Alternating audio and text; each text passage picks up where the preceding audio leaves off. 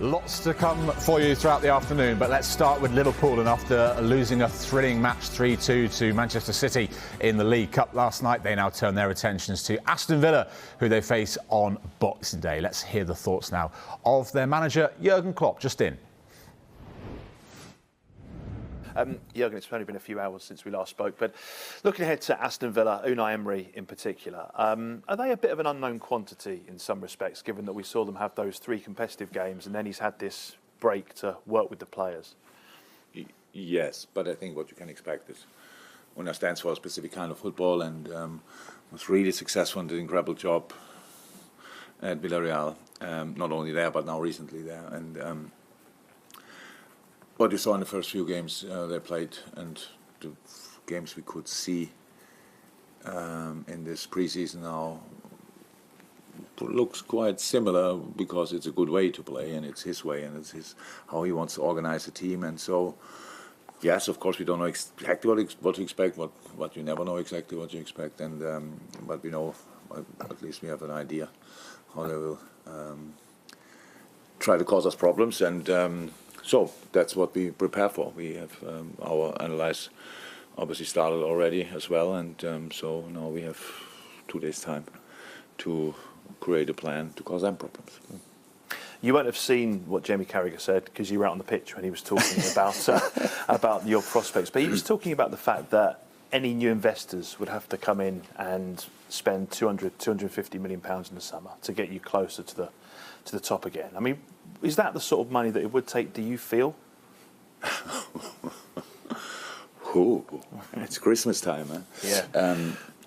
I don't know about the amount of money and stuff like this, what you need exactly, but I'm not against investment, to be honest, that's clear, but yeah, we will see what the future brings. Nobody knows that in a moment, and but I'm still convinced it will be good.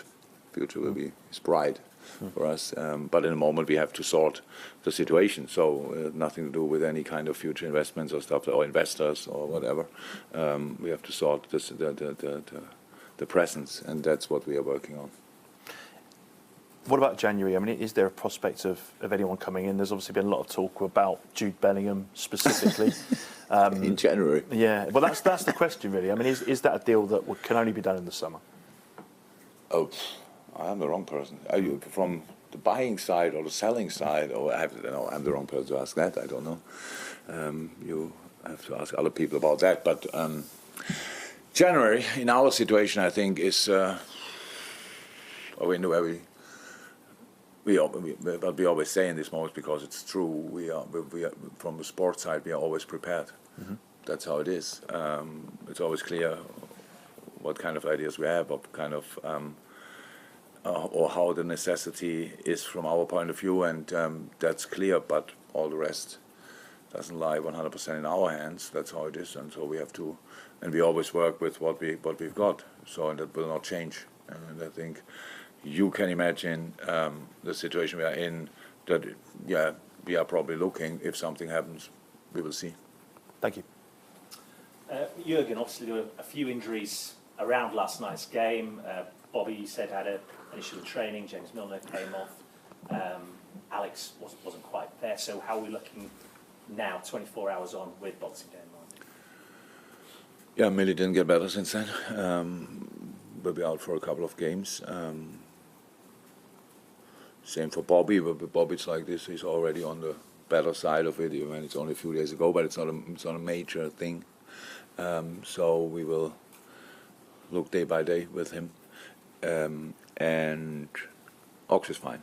Ox was ill, and like Trent, some of the stuff as well. So that's why we have to be careful in the moment. Absolutely, like everybody, I think it's going around, and so let's make planning really difficult for the next game, because everything is we're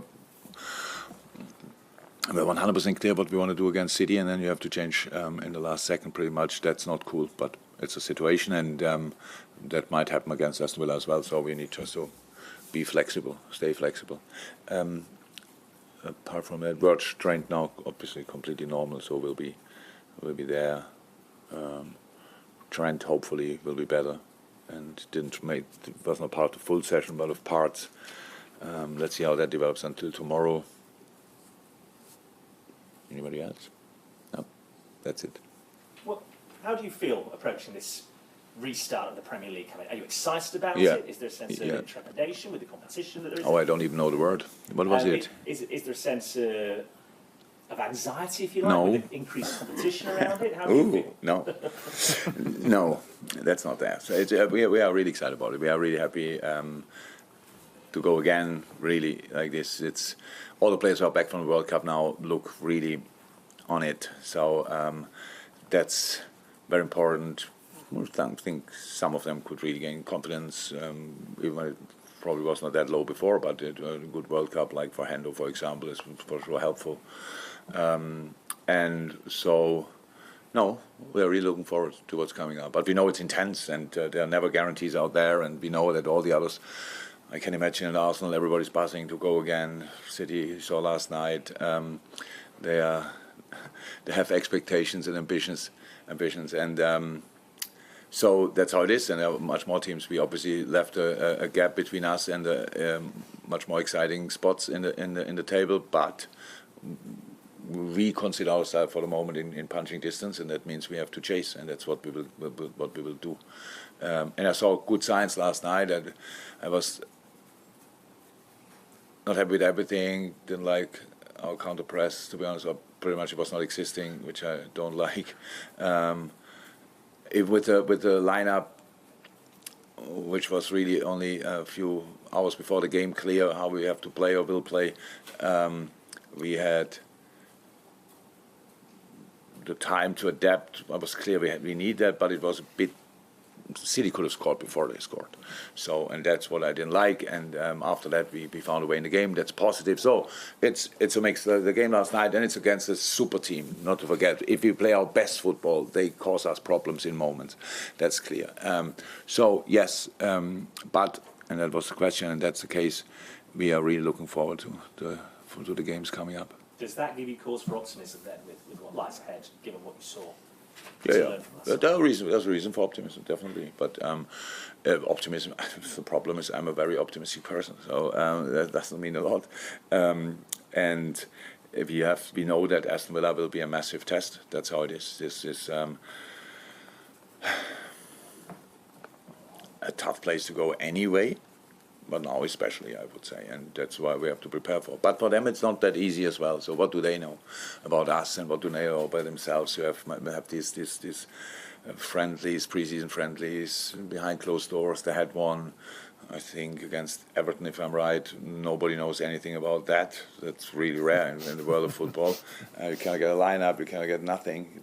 Or maybe you have it. Anybody has a lineup from that game? Look. Still possible, and so there is there are kind of a few uncertainties, but that's no problem. That's what we deal with all the time, and so 2 more days to prepare, and then let's go. Thank you very much. Well, welcome.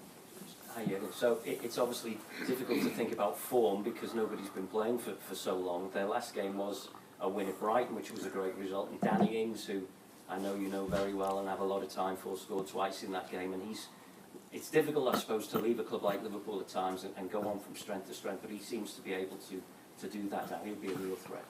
Yeah. The thing is, he didn't make it in the end. Let me say it like this: here was just because of injuries, and of course, and then a player in his age needs to and wants to play regularly, and we couldn't offer that in that moment. So, and that was the only reason. There was no other reason. It was never, the quality was never in doubt, not for a second. And he showed it at Southampton, showing you now at Aston Villa, so that's clear. But they have other good strikers on top of that. I think at least 1 or 2 of the games they played now was with Watkins and Bailly up front. It's massive speed. They found their 4-4-2, so there's maybe only space for 2 strikers. But Bailly could play the wing as well. So we will see how they will come. But Ings, when he's on the pitch, is always a threat. He's a real goal getter. So like in the pure sense, and that makes him really dangerous for each opponent. And I know we've spoken a little bit about it so far today, but Are you expecting, or do you think the break for the World Cup will have an effect on the rest of the season? We're not quite at halfway. Could, but we don't know yet. What can I say? It would be just guessing. I have no idea. We will see that. We hope that it has some positive effect, especially even when our last spell before the break was absolutely okay. I don't think about these kind of things, but I think we won 8 out of 10 games, if I'm right. I read it somewhere, so that was good. If we would have done that in the 10 games before, we would be in a different situation.